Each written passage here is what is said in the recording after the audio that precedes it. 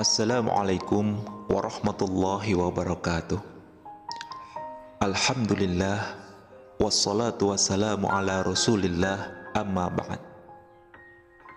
Anak-anak sekalian yang Bapak banggakan, dalam salah satu hadis yang diriwayatkan oleh Imam Ahmad, Rasulullah Shallallahu Alaihi Wasallam bersabda bahwa ada 4 hal yang apabila kita berpegang pada 4 hal ini, maka kita tidak akan merasakan kehilangan dunia. Kita tidak akan merasakan kehilangan harta, kehilangan jabatan. Bahkan ketika orang yang kita cintai meninggalkan kita, maka kita tidak akan merasakan kesedihan yang panjang kalau kita berpegang pada 4 hal ini. Yang pertama, sidqul hadis. Kalau kita punya lisan yang jujur, lisan yang benar, kalau kita berbicara selalu jujur, kalau kita berbicara tidak pernah berbohong. Dan menariknya anak-anakku, justru syaitan itu bermain sebaliknya. Kita dibisikkan oleh syaitan untuk berbohong supaya kita tidak kehilangan dunia. Ketika kita dihadapkan oleh sesuatu yang menuntut kita jujur, maka ketika itu syaitan berbisik di telinga kita, kamu berbohong aja, karena kalau kamu berbohong, kamu akan mendapatkan itu. Kalau kamu jujur, kamu tidak akan mendapatkan itu. Nah, celakanya, terkadang kita lebih memilih bisikan syaitan itu, sehingga kita meninggalkan kejujuran.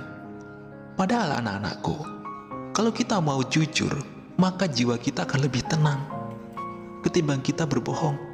Kalau kita berbohong, maka kita akan selalu dihantui oleh kegelisahan dan ketakutan. Kemudian yang kedua, wahibzul amanah, dan menjaga amanah. Menunaikan hak orang itu, anak-anakku, itu adalah amanah. Jadi kalau kita punya mental menunaikan amanah, dunia hilang itu tidak akan berasa apa-apa pada kita. Kita tidak akan pernah merasa drop. Kita tidak akan pernah merasa terpuruk. Terkadang kita selalu disibukkan dengan menuntut hak-hak kita saja, sementara hak orang lain itu tidak kita tunaikan. Contoh kecil saja misalnya, yang terjadi dalam lingkungan keluarga antara kakak dan adik. Ini kadang-kadang orang tua itu selalu memberikan kakaknya lebih ketimbang adiknya, sehingga adiknya protes. Kenapa kok kakak terus? Sementara saya kan juga punya hak. Ini namanya tidak adil, yang akhirnya menimbulkan rasa marah, rasa jengkel pada diri si adik, rasa galau, dan akhirnya memutuskan tali silaturahmi di dalam keluarga. Nah, padahal itu semua sebenarnya adalah jebakan syaitan, anak-anakku. Kalau kita tidak bahagia, kita tidak tenang, kita stres, itu karena kita selalu berpikir hak saya mana, hakku mana gitu. Itu saja yang ada dalam benak kita. Padahal sebenarnya hak kita itu aman.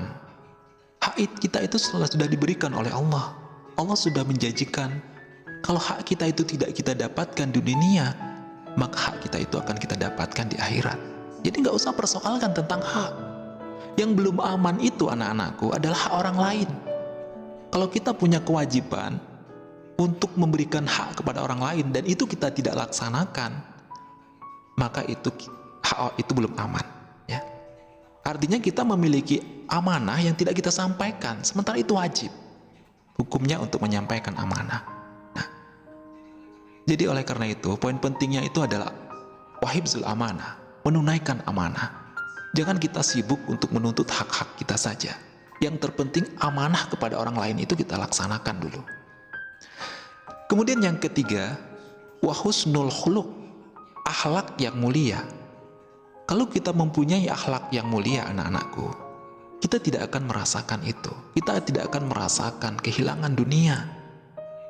Karena itu tetaplah kita memiliki akhlak. Kemudian yang keempat, wa'ifatu mat'am, dan makanan yang baik. Makanan yang baik ini, anak-anakku, ini sangat berpengaruh sekali pada diri kita. Kalau sedari kecil kita diberikan makanan-makanan yang baik dan halal oleh orang tua kita, maka insya Allah kita akan menjadi anak yang memiliki akhlakul karimah nantinya. Namun sebaliknya, kalau kita selalu diberikan makanan-makanan yang berbau subhat, maka bisa jadi nantinya kita akan menjadi anak yang tidak memiliki akhlakul karimah. Jadi hati-hati dengan makanan. Lalu makanan yang kurang baik itu seperti apa? Ya contohnya seperti ini misalnya. Anak-anak pernah nggak ikut rewang pada acara hajatan? Itu biasanya orang gotong royong untuk membersihkan ayam kan? Nah, untuk mengambil hatinya, untuk mengeluarkan hatinya, ini kadang-kadang pernah Bapak lihat. Ada orang atau anak yang sengaja untuk mengambil hati ayam itu dibawa pulang dengan masukkan ke kantong plastik misalnya. Nah, ini kan sebenarnya hati ayam itu adalah makanan yang halal, tapi cara memperolehnya dengan cara yang haram, dengan cara yang kurang baik. Padahal bisa saja itu menjadi halal kalau dia ngomong dulu sama orang yang punya rumah. Ketika diperbolehkan, maka itu akan menjadi halal. Dan lagian, daripada kita memperoleh dengan cara seperti itu, dan kita makan menjadi barang yang subhat, mendarah daging dalam diri kita, lebih baik kita mengeluarkan uang 5.000 untuk membelinya di pasar, maka itu akan menjadi halal. Nah begitu ya. Jadi jangan sekali-kali bermain dengan makanan-makanan yang subhat, karena itu akan berbahaya sekali pada diri kita nantinya. Anak-anakku, itulah 4 hal yang kalau kita berpegang padanya, maka kita tidak akan merasakan kehilangan dunia ini. Seperti halnya Rasulullah, beliau memiliki 4 hal ini dalam dirinya. Makanya ketika beliau mendapatkan ujian yang bertubi-tubi, seberat apapun ujian yang beliau terima, beliau tetap tenang.